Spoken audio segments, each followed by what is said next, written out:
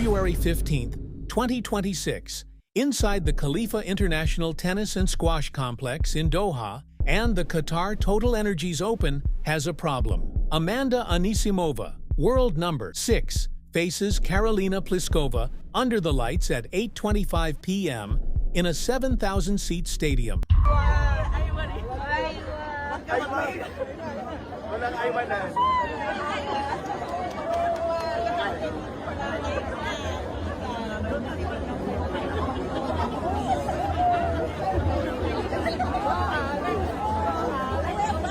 Somewhere between 92 and 210 people are watching. 6 days earlier, on February 9th, Alex Eala lost her first-round match to 18-year-old Teresa Valentova in straight sets. The crowd was packed. This isn't a tennis story. This is a crisis of institutional authority, where the world number 1 can't draw a crowd, but the world number 47 cans. Aryna Sabalenka, ranked world number 1 with 10,870 points and 22 career singles titles, withdrew from the Qatar Open on February 8, 2026. She cited a change of schedule after losing the Australian Open final to Elena Rybakina on January 31st.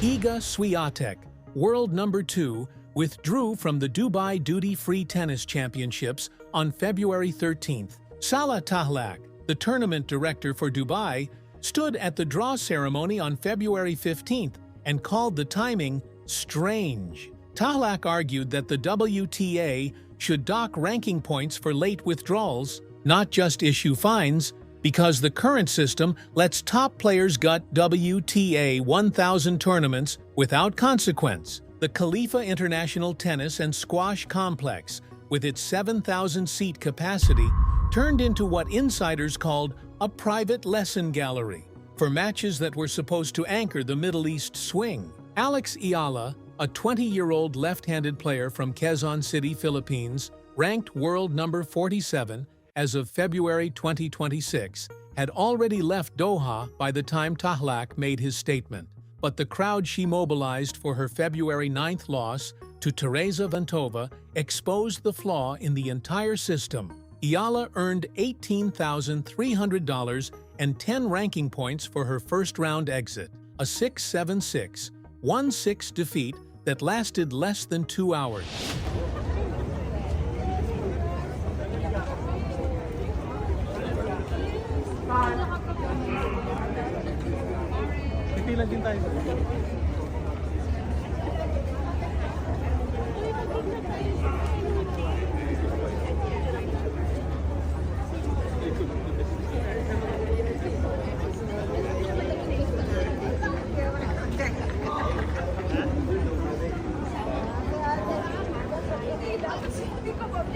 Sabalenka, with career prize money of $46,789,918, had already banked over $1.3 million in the first 6 weeks of 2026 from her Brisbane title and Australian Open final run. The financial gap is extreme, but the attendance gap is what matters here. Each match featured a crowd described as big and unwavering, filled with members of the Filipino diaspora who traveled to the Khalifa International Tennis and Squash Complex specifically to watch her. When Anisimova and Pliskova took the court 6 days later, under the same lights, the stadium was empty. The visual evidence suggests that the WTA's ranking system, which places Sabalenka at number 1 and Eala at number 47, is completely out of sync with the commercial reality of filling stadiums in non-traditional markets. This disconnect has created what digital tennis media calls instant envy, though no verified statement from Sabalenka exists expressing jealousy toward Eala. The roots of this go back to March 26, 2025, at the Miami Open. Alex Eala, ranked world number 140 at the time and competing as a wild card, defeated world number 2 to Iga Swiatek in the quarterfinals with a score of 6-2, 7-5. Eala broke Swiatek's serve 8 times across 2 sets, forcing 19 unforced errors in the first set alone. The match lasted about 2 hours.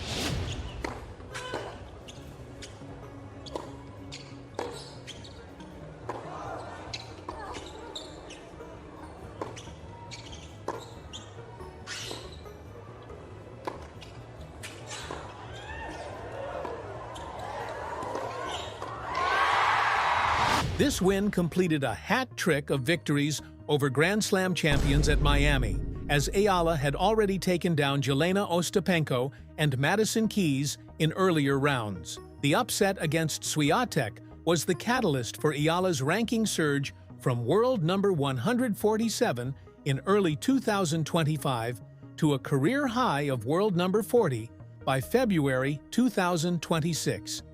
More than that, it established Eala as a giant killer, a player capable of dismantling top-ranked opponents despite her own technical vulnerabilities. Those vulnerabilities remain. Eala's serve, the weakest part of her game, failed her in Doha on February 9th against Tereza Valentova. Valentova, an 18-year-old qualifier, held serve at critical moments while Eala couldn't, leading to the 6-7, 6, 1-6 scoreline. Sabalenka's serve, by contrast, is one of the most efficient weapons in the history of women's tennis. As of February 2026, Sabalenka has won 85.4% of her service games and maintains a 75.0% first serve win percentage. Her ability to dictate from the opening shot is why she remains at world number 1, while Eala navigates the world number 40 to 50 range. But that technical superiority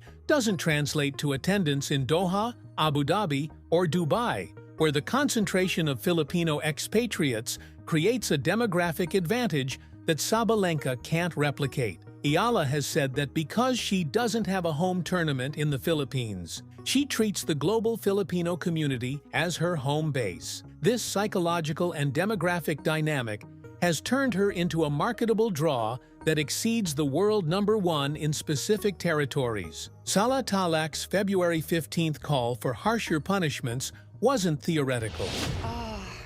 I mean, she played an incredible match, and I tried my very best. I was fighting till the very last point. I had my opportunities. Feels like I missed a couple, but I mean, it's tennis, you know. Today you're a loser, tomorrow you're a winner, so hopefully I'll be more of a winner this season than a loser. So hoping right now and praying. Sabalenka's withdrawal from Doha on February 8th was followed by her withdrawal from Dubai on February 13th, citing minor injuries. Iga Swiatek withdrew from Dubai the same day, citing mental readiness and schedule adjustments. Tahlak argued that the WTA's current fine structure doesn't work for top-tier athletes who can afford to absorb financial penalties. Jessica Pegula, world number 5, also withdrew from Doha in February 2026 due to injury, as did Madison Keys. The cumulative effect of these withdrawals created a prestige vacuum that Elena Rybakina, the reigning Australian Open champion, couldn't fill alone. The WTA Finals in Riyadh in November 2024 had drawn about 400 people to a 5,000-seat venue for matches involving Iga Swiatek and Barbara Krejcikova. The Khalifa International Tennis and Squash Complex in Doha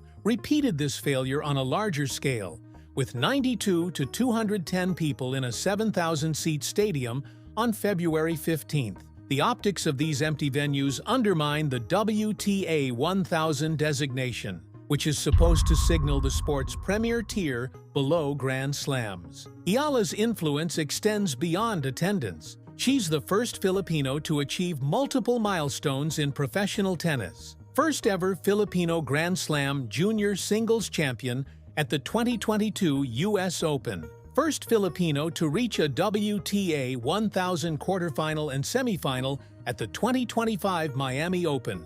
First Filipino player to win a Grand Slam singles match in the Open era. first Filipina to enter the WTA Top 50. These achievements have transformed her into a national icon, and her matches in Doha, Abu Dhabi, and Dubai are treated as events of national pride. When Eala made her Australian Open main draw debut on January 26, 2026, she drew an insane queue of fans despite ultimately losing in the first round. This ability to mobilize crowds regardless of result is what makes Eala's commercial value distinct from her ranking. The instant envy narrative, popular on tennis Twitter and YouTube, frames the attendance gap as evidence of professional jealousy. But there's no statement from Aryna Sabalenka expressing envy toward Alex Eala. Sabalenka's social media and press presence in 2026 have focused on her recovery and her special connection with Dubai,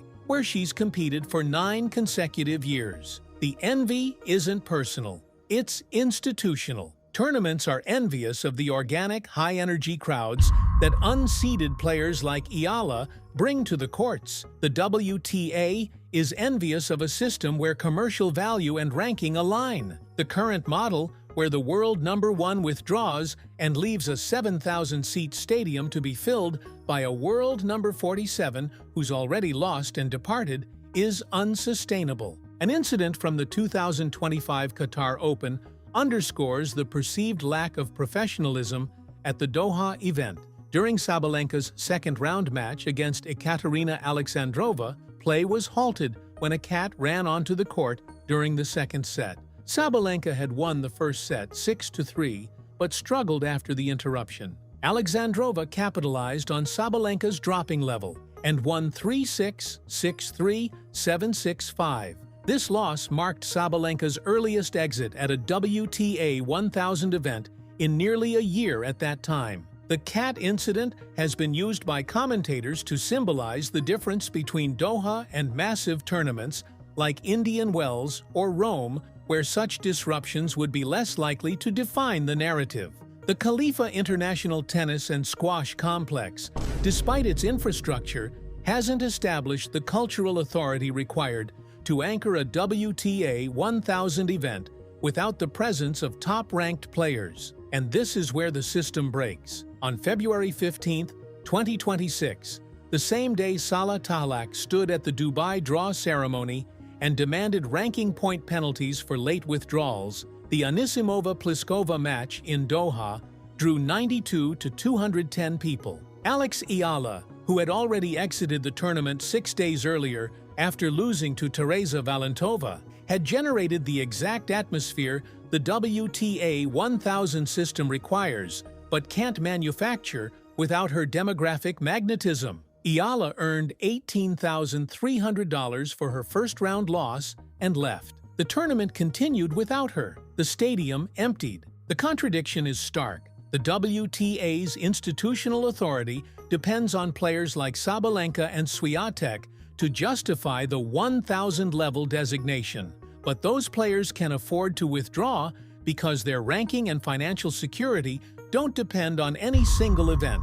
Meanwhile, players like Eala, who have to compete in as many tournaments as possible to maintain ranking and income, are the ones filling stadiums. The system relies on players it refuses to elevate, and it elevates players it can't rely on to appear. Aryna Sabalenka withdrew from Dubai on February 13, 2026, citing minor injuries. Alex Eala secured a direct entry into the Dubai Duty-Free Tennis Championships main draw after McCartney Kessler withdrew. As of February 17, 2026, the question remains unanswered. If a world number 47 can sell out stadiums while the world number 1 can't, what does world number 1 inch actually mean in the WTA 2026 commercial reality?